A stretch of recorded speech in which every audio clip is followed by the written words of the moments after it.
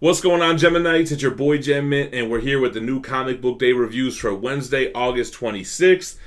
A short stack of books today, but we had some bangers in there. Before we jump into the reviews, we got a couple of quick things.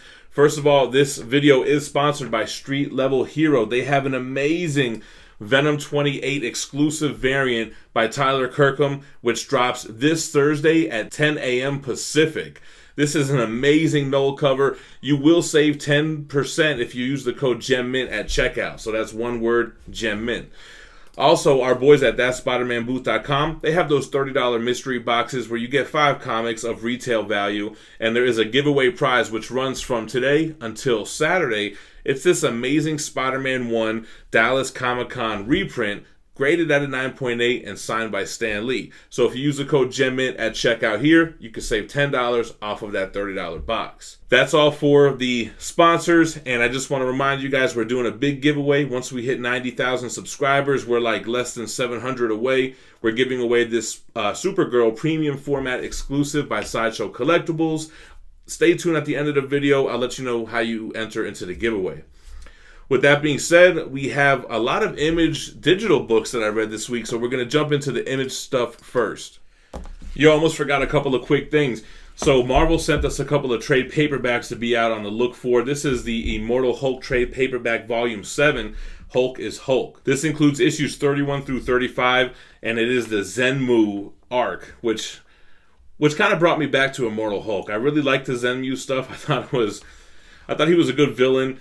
Hated that Roxxon character guy, but otherwise, it's Incredible Hulk, Immortal Hulk by Al Ewing, so definitely check this one out. $16 cover price on that. Then we got the Black Cat Volume 2 trade paperback, which collects issues 6 through 10. This is by Jed McKay, Mike Dowling, Travel Foreman, Dyke Ruin, Annie Wu, Chris Anaka, and Brian Reber. Man, a lot of people on this book.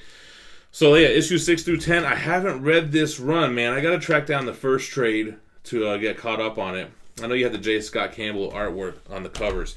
And also, man, I don't do the Funko Pops like that anymore, but the guy at my shop was like, yo, you want to get this Absolute Carnage Funko? And I was like, yeah. Matter of fact, I do. I kind of like these little dios, right, that they do for the Funkos. So here we go. It's a bobblehead, and it looks like it's the cover from Absolute Carnage issue 1. Yeah, so I'm digging that, man. So I picked up that little Funko. I just wanted to show you guys real quick. All right, first up, let's talk about Bliss issue 2. This is by Sean Lewis and Caitlin Yarsky. So issue 1, we read it a couple of weeks ago, and it was kind of vague. You know, we kind of get the vibe that there's this son fighting for his father's freedom while he's on trial. Well, now we can see what the father actually did to get himself in this predicament. We know that he was trying to, save his son. He needed medical equipment, and in this world, it was very expensive. He had to do some dirt. Well, we see all the dirt in this one.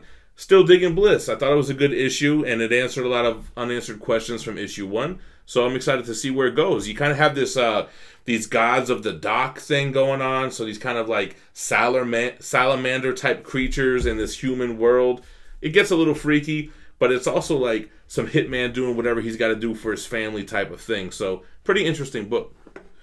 All right, then we got Chew, issue 2. This is by John Layman and Dan Boltwood. So, I like Chew, issue 2. When we did issue 1, I feel like it's when Bliss 1 came out. You know, I mentioned that I still have not read the original run of Chew. But, I like this one. I like the artwork. I like the writing. I thought it was fun. It was fast. Nothing much happening in the kind of Chew sense in this one. It was kind of still building up a little bit, but I was enjoying it. I actually liked it better than I liked the first book, and I'm interested to see where it goes. Family Tree, issue 8. This is Jeff Lemire with Phil Hessner, Eric Gapster, and Ryan Cody. You guys know I always praise Family Tree. This is the end of the second arc, so it was like a big season finale type of issue. Very touching, man. The stuff they do with this family, with the grandfather, with the grandson, with the little girl becoming a tree and all that stuff. It's got a lot deeper of a meaning than it sounds on the surface. So even though, like how I just described it, it's so much more deeper than that. And it looks like we're going to be moving forward in the lore of this universe. Like what happens when they turn into trees. We see what happens, and we see what kind of could be coming next with this revelation. So awesome type of ending for this arc. please don't cancel Family Tree like you guys are doing Gideon Falls. Well, not canceling, but, ending it for whatever reason. All right, then we got Spawn 309 with Todd McFarlane and Ken the Lead Killer Lashley. This is an amazing cover, right? This medieval Spawn thing. Consequence of Sin Part 2. We finally see who that Hellspawn was that was possessing the bodies in the last issue. I'm not going to give a spoiler, but it's like a fan favorite Spawn character that's back. So this is moving the story along a little bit faster. I feel like it's been slow for the last few issues, but like I said, we get that reveal on who that character is, what Cog's role is in all of this, and Spawn back at HQ. He's got his little scientist pal that he's working with. But yeah, the artwork was great. Story's moving along. Spawn, gotta love it. All right, let's talk about Bomb Queen 1. This is by Jimmy and Robinson. Trump Card Part 1. So if you're one of those kind of readers that says, I don't want politics in my comics, this one's not going to be for you. This is a weird book, man. I can't tell if it's right wing or left wing. Trump is definitely a bad guy in this book. He's used his executive order to be able to run as president indefinitely. This is during the 2024 election. And we have this Bomb Queen character, which I know this is an old series that they're bringing back. There was references to Volume 5 and such. But she's this super villain who has killed millions, and the government is putting her in place to run against Trump. So it's going to be Trump versus this super villain. And Bomb Queen digs Trump, but she's a bad guy. But it seems like it's left wing, but then it's kind of drawn in kind of this raunchy 90s way, kind of over sexualized. Her character is very curvy and you know what I'm saying? It doesn't seem like something a left wing writer or creative team would do. So it's got me a little confused, but it was kind of enjoyable. I didn't really take it too seriously. It was kind of drawn and written super comic booky, super villainy, 90s kind of comics. So I think I'm going to keep reading it just to see what the hell they do in this book. Alright, so that's everything from Image. Let's jump over to Marvel. We have Amazing Spider-Man issue 47. This is the Nick Spencer run with Ferreira, Poggi, and Curiel. Man, they are continuing this dark kind of arc for Spider-Man. I'm really digging where it's going right now. The Sin Eater story is dope. I like how it's kind of is Sin Eater even bad? He's not murdering people. He did his time for the murder that he was convicted of, and he's ripping people of their powers and their burdens, and he's kind of building up his own little mob and army of people that want to do the same thing. Now, that's where it could go a little bit south. But it still seems like he hasn't really done anything wrong. Spider-Man's already kind of condemned him and is going after him in this book. But very dark. I like the artwork. It's great. I like where they're going with this on who Sin Eater could be coming after next. So I'm intrigued. I'm with it. Sin's Rising. It's a great run. Let's talk about I, Wolverine 2020. This is issue 2 by Larry Hama, Roland Boschke, and Andres Moza. So I was kind of surprised, and I liked issue 1. This one, I don't think I liked as much. So you basically have Albert and Elsie, these two robot characters, trying to escape Madripoor. I'm not digging Elsie's dialogue. Everything that's an R is with a W, so you widow wascal type of thing throughout the whole book. So I wasn't really digging it, although I did kind of like the ending. And this was just a 2-comic series, which has nothing to do with Iron Man 2020, even though it's technically a tie-in for that. So it was just okay. I was sick of it towards the end. The Albert dialogue, we get it. He's a robot. Every other sentence is, I'm glad it's over. I had enough. All right, let's talk about Daredevil Annual 1. This is the book by Chip Zdarsky. You had a couple different artists on this. You had Mooneyham, Garcia, Underwood, and Rosenberg. So this is a one more day annual, and it kind of plays with this idea or this retcon that Matt Murdock had a brother, Mike Murdock, this whole time. And it kind of retcons and shoehorns him into the origin of Daredevil, the mother and father. And I think...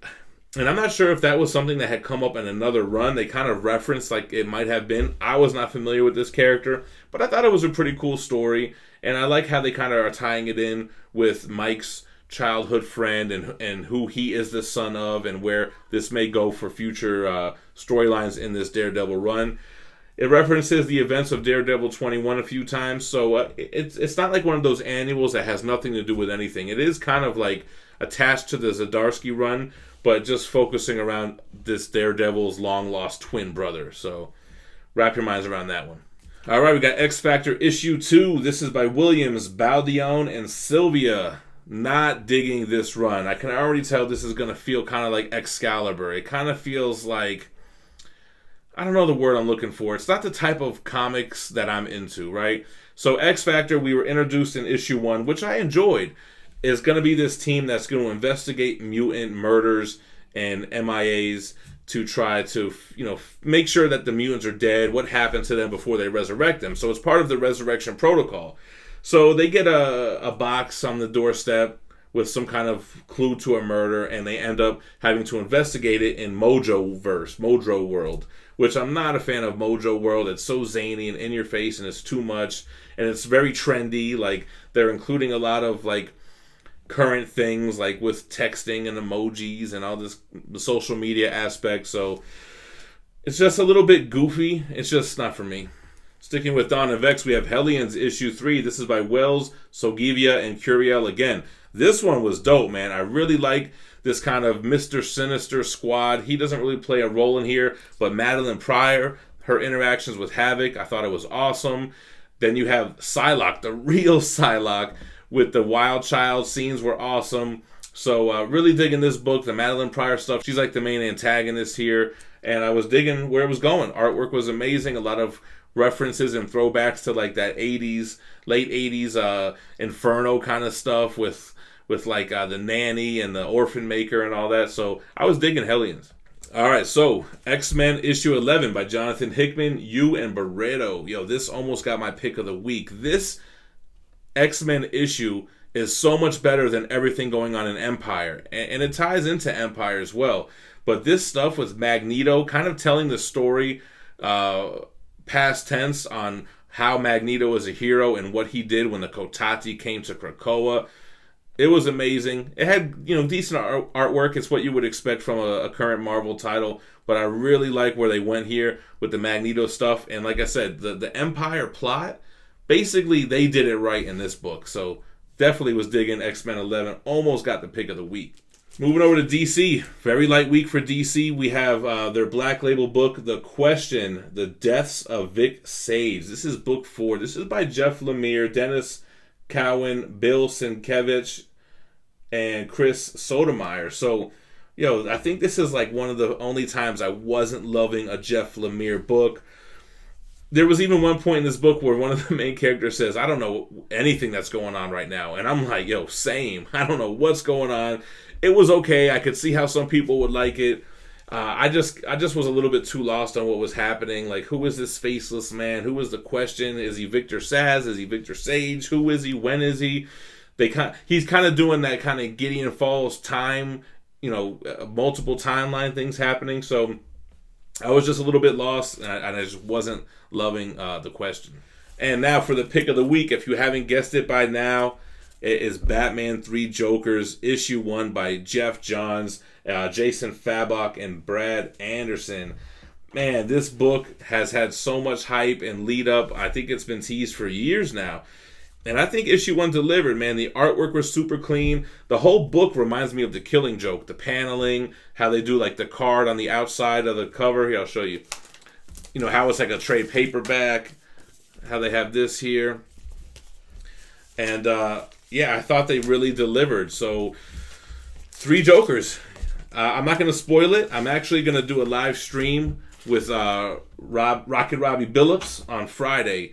And we're going to do a spoiler alert show about 3 Jokers. But there are 3 Jokers. So we have 3 Bat family characters that are going to be, trying to take the Jokers down. Batman, Batgirl, and Red Hood, Jason Todd.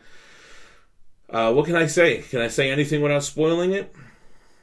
I guess what I could say is that it doesn't have anything to do with Joker War. This is definitely its own story. There's basically 3 murders that happened at the same time, and it seems like the Joker was there at each one. So we're playing with this idea that there is Joker the criminal, Joker the comedian, and Joker the clown. Now, are they really all Jokers? Like, that's what I guess we're going to have to see at the end of this arc. I have a feeling we're not going to even get an answer to that, but we'll still play it out. And make sure to catch the live stream Friday. We're going to go ahead and do it at 9 p.m. Eastern. So mark your calendars. I'll set up the StreamYard soon so you guys can go ahead and hit the reminder to be there for the live. That's going to conclude the new comic book day reviews. Like I said, it was a short week, but then a lot of great stuff that came out. Let me know what your pick of the week was in the comments down below. As far as the giveaway for the Supergirl Premium Format exclusive, all you got to do is be subscribed to the channel and drop a comment on this video. Once we hit that 90K, I'm going to pick a random video where I promoted the giveaway and use a random YouTube comment generator to draw a winner, and you could be worldwide, doesn't matter.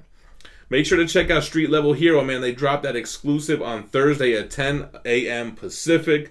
That Venom 28 Tyler Kirkham book, that Knoll cover looks crazy. And check out that SpidermanBooth.com if you want to jump into a mystery box for a chance to win that Amazing Spider-Man 1 reprint with the Stan Sig. All right, thanks for watching. You guys stay minty fresh. Peace.